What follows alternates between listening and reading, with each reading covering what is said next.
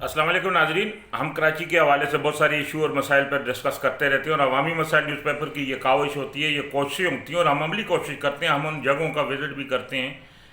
तो जैसा कि आपको मालूम है कि अवामी मसाइल न्यूज़पेपर में पानी चोरों और कब्ज़ा माफिया के ख़िलाफ़ हमारी जो काविशें और कोशिशें काफ़ी अरसे से जारी हैं। ज़िला केमाड़ी में भी ऐसी इतलात दोबारा आ रही हैं कि लैंड ग्रैबरों ने दोबारा सर उठा लिए। मैं जिक्र करूँगा अब्दुर्रहमान और ख्वास्ती गोड का। पहले तो वहाँ जब हमने विज़िट किया था वहाँ कुछ इंतहाई गरीब लोग भी रहते हैं। मैं हुकूमत वक्त से अपील करूँगा और पीपल पार्टी को लोगों ने वहाँ ज़्यादा अक्सरियत में वोट दिया था और लोग वहाँ पीपल पार्टी के लाइक करते हैं। तो पीपल पार्टी की हुकूमत की ज़िम्मेदारी है, क्योंकि हुकूमत भी उन्हीं की और उन लोगों की भी ज़िम्मेदारी है कि वहाँ बुनियादी जो सहूलतें हैं वो उनको दी जाएँ, गैस, पानी, बिजली, जो कि वहाँ मौजूद नहीं थी। यह हुकूमत वक्त की ज़िम्मेदारी है और ये पीपल पार्टी की हुकूमत इस वक्त और उन्हीं की ज़िम्मेदारी है। ज़्यादातर लोगों का ताल्लुक वहाँ पीपल पार्टी से है। अब आते हैं कब्ज़ा माफिया की तरफ। कब्ज़ा माफिया भी का जो वहाँ सिलसिला है वो भी वहाँ समझो कि जो सर चढ़कर बोल रहा है। ऐसी इतलात दोबारा आ रही हैं कि कब्ज़ा माफिया दोबारा एक मुनज़्ज़म प्लानिंग के तहत एक डेढ़ महीना खामोश रहने के बाद दोबारा सर उठा रही है। तो इंशाअल्लाह अवामी मसाइल न्यूज़पेपर इस मसले को भी तमाम उन इदारों के सामने रखेगी। ये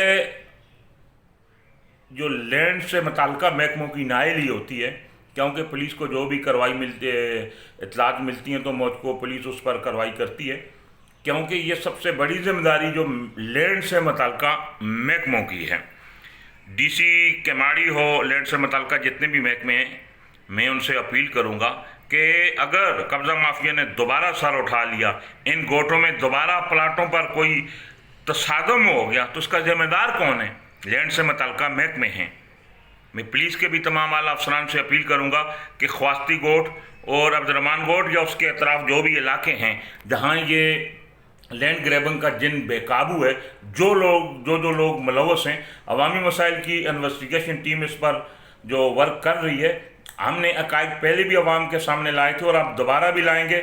मैं इस वक्त जो पुलिस के आला अफसरान से अपील इसलिए कर रहा हूँ कि लैंड से मुताल्लिक़ जितने भी महकमे हैं वो अब सोए हुए हैं।